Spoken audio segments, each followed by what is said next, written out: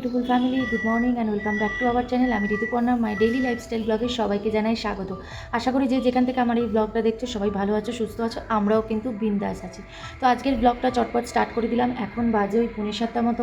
এখন সোহমের খাবার দাবার সব কিছু রেডি করছি, ব্রেকফাস্ট রেডি করছি। তারপর সোহম অফিস চলে যাওয়ার পরে শ্রীহানের পালা। তাহলে আজকের ব্লগটা শুরু করা যাক। চলতে থাকো আর একটা দিন আমার সাথে এনজয় করতে থাকো ওই সুন্দর মুহূর্তগুলো। আটার কৌটো হয়ে গেছে ফাঁকা, আটা আমার শেষ। আগের দিন রাতে আটা কিনে এনে রেখেছিলাম, তো ভাবলাম আটাটা ঢেলেই নিই, নাহলে প্যাকেটটা এদিক থেকে ওদিকে খালি নিয়ে যাচ্ছি, তার থেকে কৌটোতে ঢেলে রেখে তারপরে স্ল্যাবটা মুছবো, কারণ ঢালতে গিয়ে যদি আবার একটু আটা পড়ে, তাই স্ল্যাব আগে আটাটা ঢেলে তারপরে স্ল্যাবটা মুছে নিলাম, যেটা আমি প্রত্যেক দিন সকালবেলায় করে থাকি, তোমরা জানো।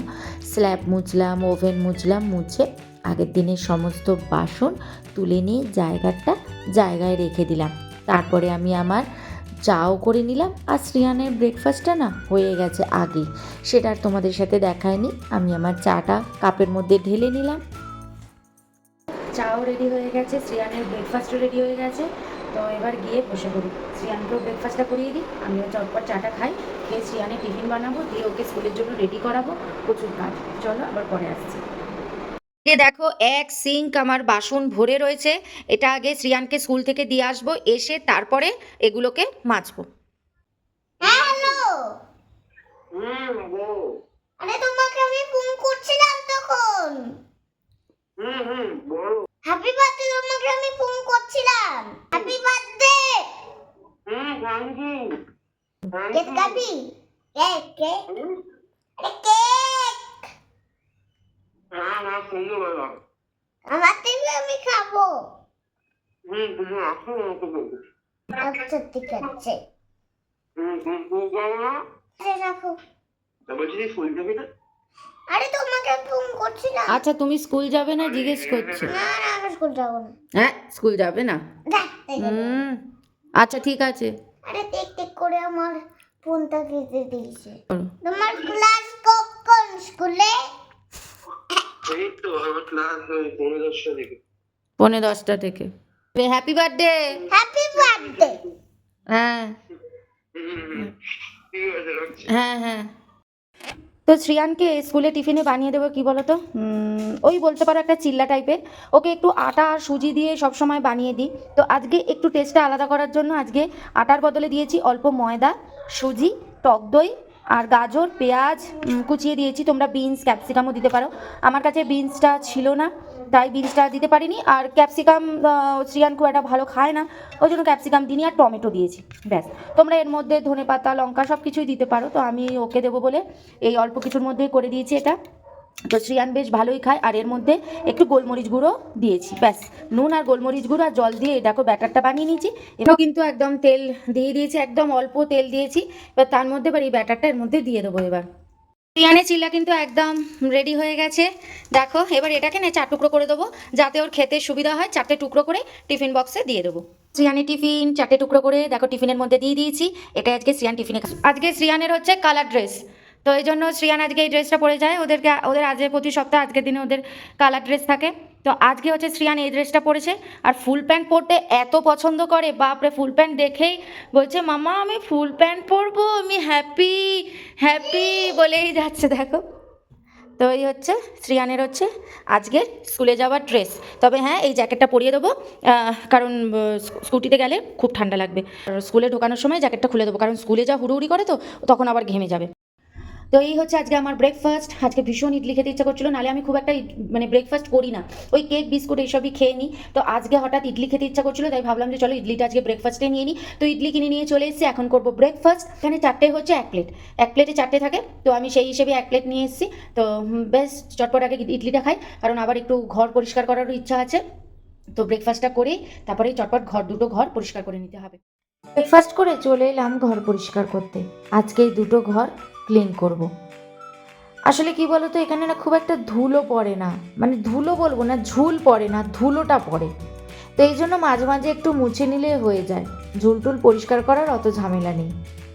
আসলে সময়ের কাজ না সময় করে নেওয়াই ভালো, সেটা সংসারের কাজ হোক বা যে কোনো ইম্পর্টেন্ট কাজই হোক না কেন, তুমি যদি সময়ের কাজটা সময় করে নাও না, দেখবে কোনো হেডেক থাকবে না। ওই একবার যদি মনে করো যে আমি পরে করব, তাহলে দেখবে সেই কাজের প্রতি ইন্টারেস্টটাই কমে যায় আর সময়টাও নষ্ট হয়। তাই যখনকার কাজ তখন যদি করে নাও, দেখবে ইন্টারেস্টও পাবে আর সেই কাজটা খুব সুন্দর এবং খুব তাড়াতাড়ি শেষ হয়ে যাবে। তাই সময়ের কাজ সময় করে নেওয়া ভালো, এবং আমিও সেইভাবেই সংসারটাকে সামলে চলেছি। যখনকার কাজ তখনই করে নিই, তাহলে কি হয়, আমার কোনো অসুবিধা হয় না। এই জন্য একা হাতে একদম সংসারটাকে সুন্দর করে গুছিয়ে রাখতে পারি। তো এটাই হচ্ছে আমার মেন বক্তব্য। আমি যেটা মেনে চলি যে সময়টা সময় করে নেওয়া। সকালবেলা উঠে আমি যেমন পরপর সময় অনুযায়ী কাজগুলো করে নিই, কারণ আমি বসে থাকলে ব্যাস সেই সময়টা পুরোটাই নষ্ট। তার মানে আমার সেই কাজগুলো করতে অনেকটা টাইম লেগে যাবে, এই আর কি। তাই সময়টা আমি সময় করে নিই। তারপরে কিচেনে এসে আজকে ফ্রিজটা একটু পরিষ্কার করলাম, ওপরটাতে একটু ধুলো পড়েছিল, সেগুলোকে একটু ঝাড়লাম।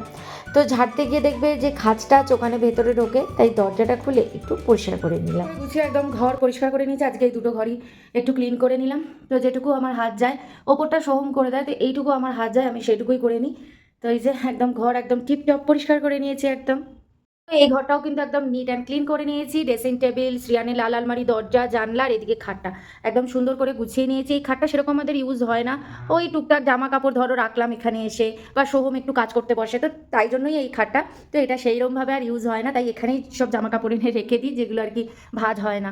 তো ব্যাস এই ঘরটাও দেখো একদম নিট অ্যান্ড ক্লিন করে নিয়েছি। যতটুকু আমি সময় পেয়েছি সেই সময়টুকু অনুযায়ী কিন্তু আমি কাজটা করেছি, বেশি কাজ করিনি। যেটুকু আমি টাইম পেয়েছি ওইটুকু টাইমে যতটুকু আমার পরিষ্কার হবে ঠিক ততটুকুই আমি পরিষ্কার করেছি। তাই এই দুটো ঘর আজকে খালি পরিষ্কার করে নিয়েছি।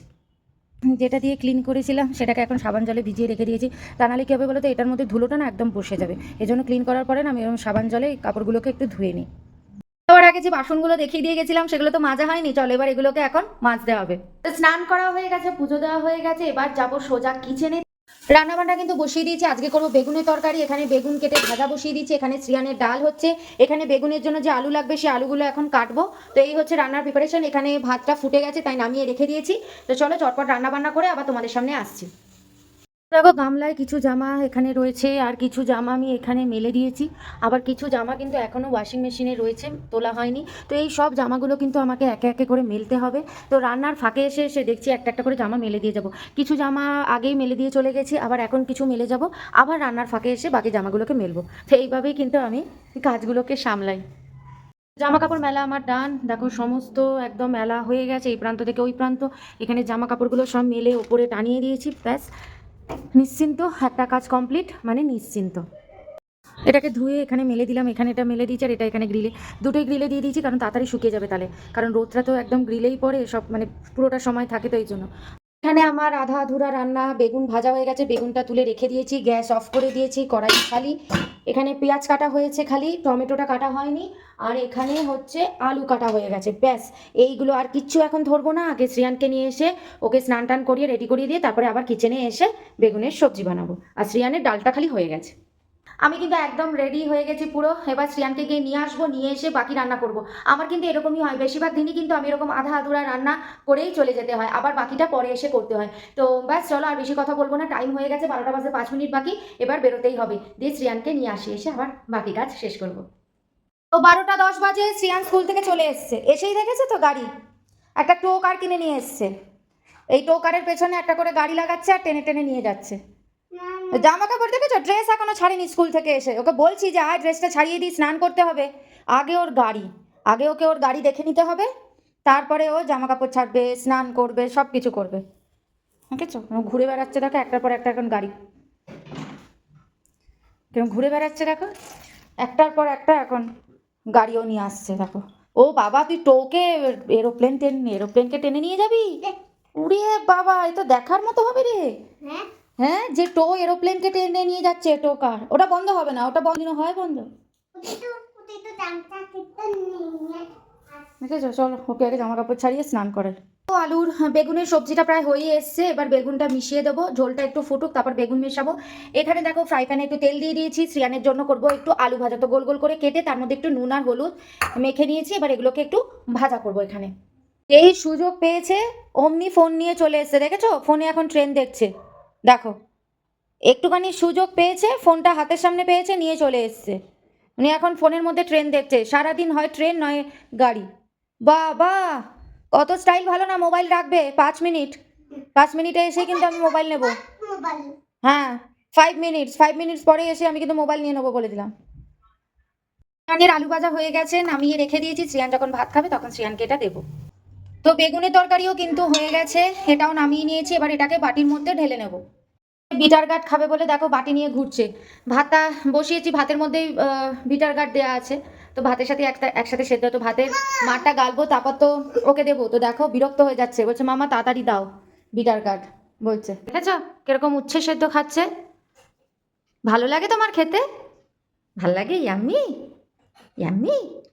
হ্যাঁ, রান্না আমার কমপ্লিট, দেখেছো কীরকম ভরেছে, কতটা নোংরা হয়ে যায় না রান্না করার সময়। তো এইটা পরে ধোবো, এটা গরম, এটা একটু ঠান্ডা হলে তারপরে ধোবো। তার উপরে সিঙ্কে এত বাসন হয়ে গেছে যে ওটার এখন রাখার জায়গা নেই। আগে এগুলোকে সব ধোবো, কুকার কড়াই এগুলো সব ধোবো, ধুয়ে ততক্ষণ ওটা ঠান্ডা হয়ে যাবে, তারপরে ফ্রাই প্যানটাকে ধোবো। এখন এগুলোকে ধুয়ে নিই। তো এই যে বাসন সব ধুয়ে সিঙ্ক খালি করে নিলাম, বাসন ধোয়া হয়ে গেছে। তো ওভেনটাও ঠান্ডা হয়ে গেছে, তো ভাবছি ওভেনটাকেও পরিষ্কার করে নিই, ওভেনটাকে তারপরে শ্রিয়ানকে খাওয়াবো।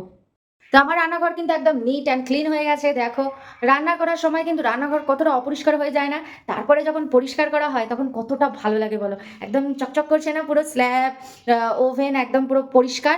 আর এটা হচ্ছে সব রাতে, শ্রিয়ানের ভাত আর ডাল হচ্ছে রাতের, আর এই সবজিটা আমাদের রাতের। ব্যাস এই হচ্ছে ব্যাপার, এগুলো ওই জন্য সাইডে রেখে দিয়েছি, ফ্রিজে ঢোকানোর কোনো ব্যাপার নেই। তো এই হচ্ছে ব্যাপার, দেখো একদম কি সুন্দর লাগে না, পুরো নিট অ্যান্ড ক্লিন।